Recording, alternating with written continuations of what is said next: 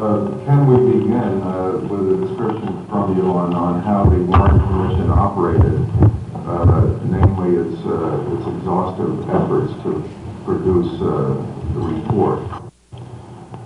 The Warren Commission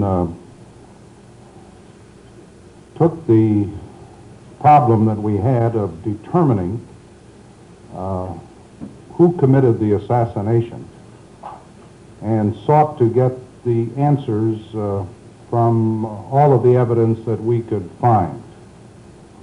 We did not enter into our responsibilities with any predetermined conclusions.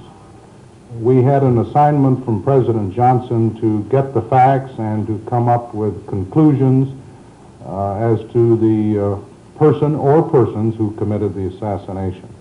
We also had the responsibility of making certain recommendations as to how the various government agencies could be improved so that the possibilities of an assassination in the future would be far less. The Commission first employed an outstanding staff of top lawyers from all over the country, and in addition we got other help from both inside and outside of the federal government. The Commission interviewed a tremendous number of witnesses personally, including Marina Oswald, Marguerite Oswald, and all others that we felt in a personal appearance could contribute to the information which was necessary for the Commission to come to sound conclusions. And in addition, through the help of the FBI and the Secret Service and others, a tremendous number of witnesses were interviewed, depositions were taken by the staff. The net result was, in my judgment, the Commission performed its function in a constructive, thorough, and objective manner. Was there a single piece of conclusive evidence that you can cite that made the Commission feel that Oswald was indeed the assassin? I don't think that the Commission found any one bit of evidence that proved to ourselves that Oswald was the assassin. But when we accumulated all of the evidence, it was our conclusion that Oswald had been the assassin. And let me pose this question. If there's a single piece of conclusive evidence scotching the conspiracy theory, which has been bandied about by so many skeptics. The Commission was very careful in the language which it used in discussing the possibility of a conspiracy, foreign or domestic. The Commission used this language, and I'll quote it exactly from memory. The Commission said that we had found no evidence of a conspiracy, foreign or domestic. From my own experiences as a lawyer, a conspiracy is the most difficult criminal act to prove or to disprove. The Commission, as it analyzed all of the evidence that it had before it, came to the conclusion that there was no conspiracy, foreign or domestic. However, when you're dealing with the question of a conspiracy, there is always the possibility that at some future time, some evidence might appear that would prove a conspiracy. None such evidence has appeared to my knowledge, and I have verified this with various officials in the federal government in recent days, so that since the Commission has been discharged to this date, no such evidence has been found that would prove there was a conspiracy, foreign or domestic. How did the Commission handle what you call the endless rumors spreading in Europe and the United States regarding the assassination? Most, if not all, of the critics of the Warren Commission have not gone into the evidence in the detail that the Commission and its staff followed in analyzing the problem. So in dealing with the critics, we have said, when you are as well informed as we think we were, when you have done as thorough a job as we think the Commission and its staff has done, then in our judgment, you are in a position to raise questions. The critics in general have nitpicked, have taken one little segment where, of course, there could be one interpretation or another, and thereafter raised questions seeking to undermine the whole report. I don't think this is a valid way to approach a problem of this serious nature. Did the Mark Lanes or any of those people add an element of confusion to the investigation at any time? Well, Mr. Lane, to my best recollection, was the only one of the critics who actually appeared before the Commission. He appeared twice. Once on the opening day when Margarita Oswald was before the Commission, Mr. Lane appeared ostensibly as her attorney.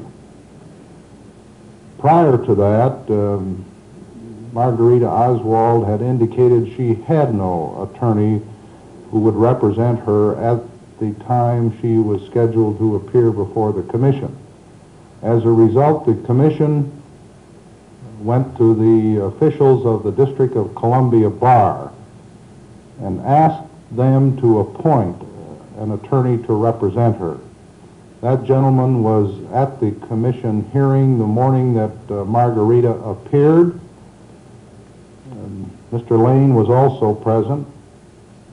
As I recollect the sequence of events, the Chief Justice said to Mrs. Margarita Oswald, "We have secured an attorney to represent you. Mr. Lane says he represents you. Will you step out of the hearing room with Mr. Lane and come back in 5 minutes and tell us which of these two gentlemen will represent you?" Within 5 minutes, Mrs. Oswald did return, and she told the Chief Justice and the Commission that the Commission-appointed attorney would represent her before the Commission, and this gentleman did. Mr. Lane subsequently appeared before the Commission on another occasion. He had just returned from a trip to Europe, and he did testify on that occasion as a witness, not as a representative of Mrs. Oswald. Do you feel that his trips to Europe, where, and these are my words, he incited public opinion against the Commission itself, were it all detrimental? Well, Mr. Lane and others in Europe did write articles and did make speeches that raised questions as to the assassination. And at any time when you raise questions about the Commission and the overall problem, inevitably you get uncertainties developing, you get people wondering themselves whether the Commission was doing a good job, whether the conclusions of the Commission were sound and valid. Yes, but of course these questions were almost taken as fact by Europeans who did not know the facts. would think that this perhaps undermined the Commission's efforts to produce what the public would consider to be a valid document. I think it's inevitable when you have people who ostensibly know something about the problem, raising questions, that the inevitable consequence is that you get an undermining of what a public body is trying to do. This was not only true in Europe, it's true to some extent in the United States. What are your feelings on Mr. Brennan's testimony, how important that was in the findings of the Commission? Mr. Brennan's testimony was an important part of the overall evidence that we found concerning the assassination, but I would not say that it was the key. I would reemphasize that it was an important part of the overall case that was built to prove to the Commission that Lee Harvey Oswald was the assassin. Why do you suppose that a year after the report has been issued, we have this great groundswell of skepticism today? As of now, I think there are 6 or 7 books that have been written that raise questions of varying degree concerning the Warren Commission. There have been innumerable articles written by members of the press, a number of radio and television appearances by critics of the Warren Commission. This accumulation of doubt casting is inevitably raising questions in the minds of the American people. I hasten to add, however, that books are still being written, articles are being published today, over 100 years after the assassination of Abraham Lincoln. I suspect this will be true concerning the assassination of John F. Kennedy. Should there be at this time any method of answering some of the major questions by an official source? There had been a number of suggestions, including a congressional investigation, for a reopening of the circumstances surrounding the assassination. I don't think the Warren Commission itself should be reappointed to conduct another investigation. In my judgment, if there is any new significant evidence from any source, then perhaps a rather limited investigation could be undertaken by responsible, objective individuals. But until there has been new evidence found that the Warren Commission did not analyze, I see no need for any other public or non-public body getting into the problems surrounding the assassination. I may have not phrased my question to you. I mean, should there be any type of a continuing body that people could officially come to? I'm not talking about a reopening of the investigation. Is there any area or place where people can? The United States Department of Justice is the place where people can send information if they have such information concerning the assassination. The Department of Justice is organized, it has the people to honestly track down and evaluate any new information that comes to the federal government concerning the assassination. The Federal Bureau of Investigation is a part of the Department of Justice. The Department of Justice has other constituent agencies that can be helpful if there is any such evidence. So there's no doubt that the means are still available for people to submit evidence that can be analyzed and tracked down if there is such evidence. To your knowledge, has Mr. Lane, Mr. Epstein, or any of these people submitted their findings to this department? I have no information on that. You once described the thoughts of the Lanes and others, the cascade of innuendo, supposition, imagination, twisted fact, and downright fantasy. Would you still have similar feelings about that? I have seen nothing in the last 18 months to change my views concerning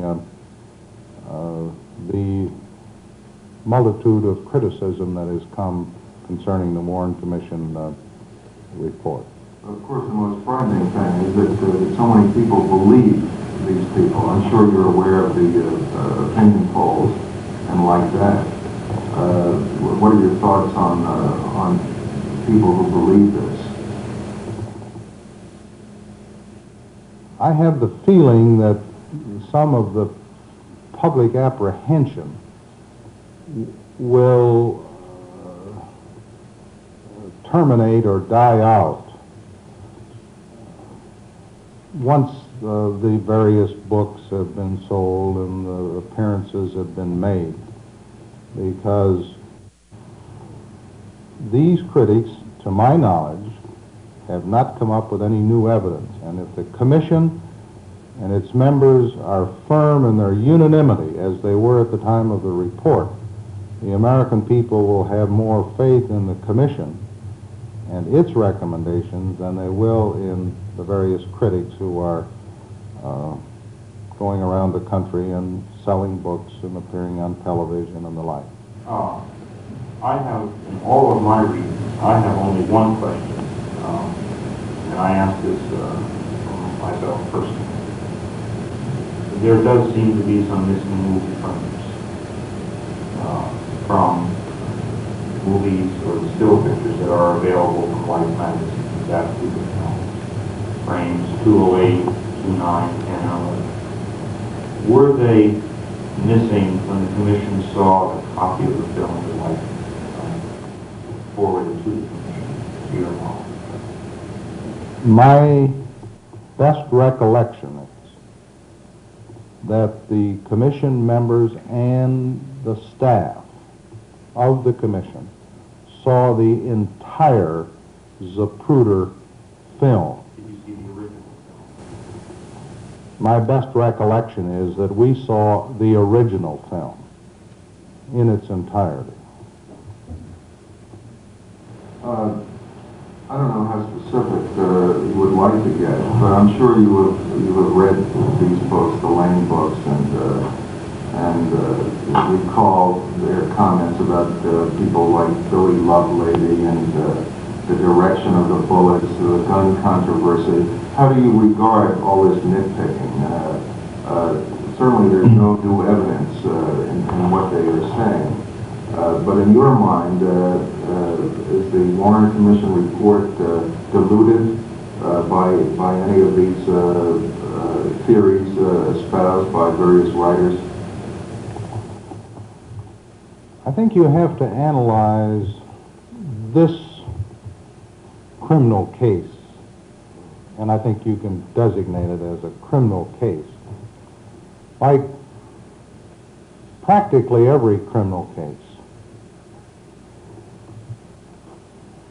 Very few criminal cases are all either right or wrong, black or white. That's why we have a jury. The jury has to look at all of the evidence, that presented by the prosecution and that presented by the defense. And seldom will you get the prosecution and the defense agreeing on what the facts were. There is always a gray area. But the jury has the responsibility under our judicial system of listening to both sides, and then in the mind of each juror making up his or her mind as to whether the individual was guilty or deserved acquittal. The Warren Commission approached the problem of the assassination as a jury. We were given the mandate by the President to find out all the facts, come up with our best judgment as to whether there was one or more individuals involved, and to make certain recommendations for the improvement of the protection of the President. The Commission acted as a jury. We evaluated all of the evidence, and there were some inconsistencies, there were some areas of doubt, there were some contradictions, one witness against another. But acting as a jury, when we put all of the evidence before us, it was our conclusion that Lee Harvey Oswald was the assassin, and there was no conspiracy, foreign or domestic, based on the evidence we had.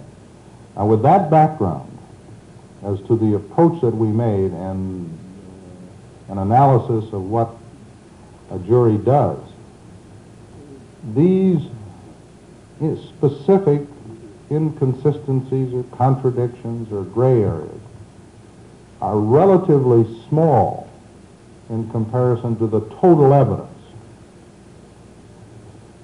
And therefore, I'm not impressed with the utilization of the technique of nitpicking, inasmuch as I sat and listened to or heard or read all of the testimony in the 26 volumes. Some of the critics say the Warren Commission is a rubber stamp.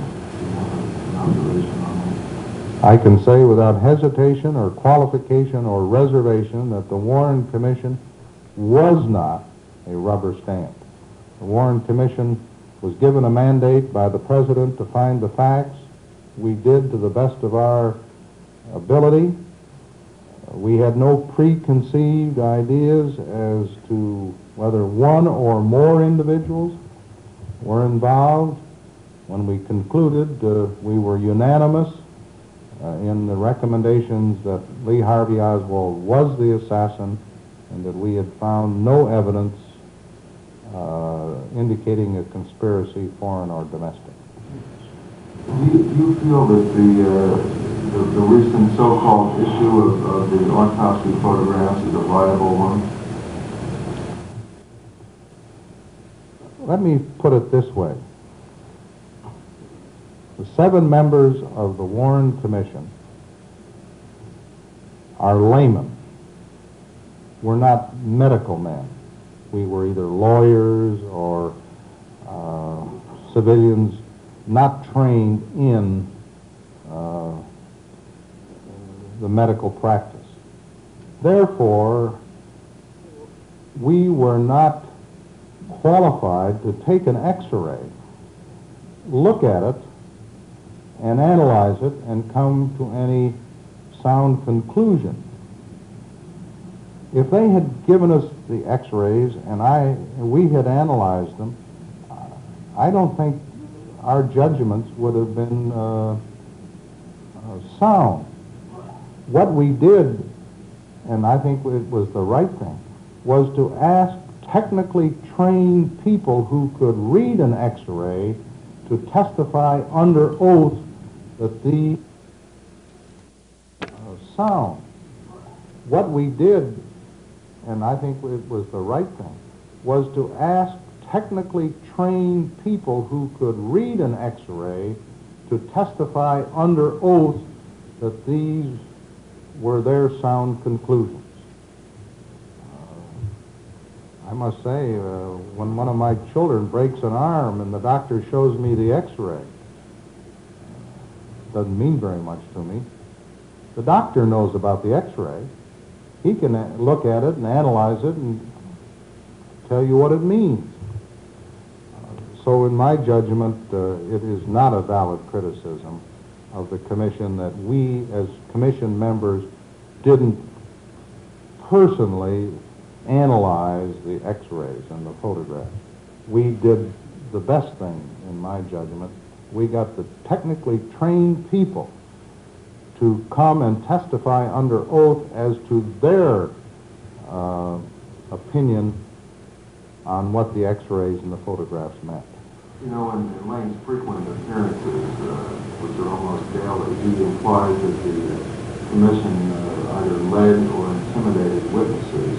On our own research, talking to witnesses, we have found totally otherwise. The highest respect. I mean, one fellow, Mr. Lane says, we always call boy, says that he had never even heard the term, he hadn't read Mr. Lane's. As well as to Norman. Norman, he said he had the utmost, he heard the 3 shots. He said he had the utmost respect for you and all members of the commission. He said he is as fine as he ever could be. He'll never remember Mr. Lane visiting him. One young lady in Oklahoma said that Father Huber gave her a tremendous story about the wound in the front. We were able to talk to Father Huber. He'd never even met the woman. And of course, Mr. Livingston, the President of Capitol, who was a backer of President Kennedy in the West, fought a long time before doing this work. Sat with us for many days discussing how it should be done, and when we finally met Mr. Liebler and spent an afternoon with him and reported back to him, we thought the best way to handle it was lay the facts down on what took place, and then with the aid of counsel, inspector, and so forth, to systematically disprove major points in a very small section of the record. Because you have to get to the young people in the colleges and universities, because those are the ones that will carry the rumors forward. People that are 40 or 50 years old are not going to change their minds. And this is the political feeling and desire with the record. Well, I'm personally very proud of the record that the commission made. I am very proud of the staff that was employed by the commission. I still feel that the conclusions and the recommendations of the commission are completely valid. If at some future time new evidence appears, of course, then the circumstances could be different. But as of today, I have seen no such evidence that would undermine the commission's conclusions or its recommendations. Could you comment on those who imply that the commission led and intimidated witnesses? It would be my strong feeling that the commission bent over backwards to create an atmosphere in the commission hearings that was conducive to the witnesses telling freely and of their own volition what information they had. I can't recollect one instance where the commission or its staff intimidated any witness.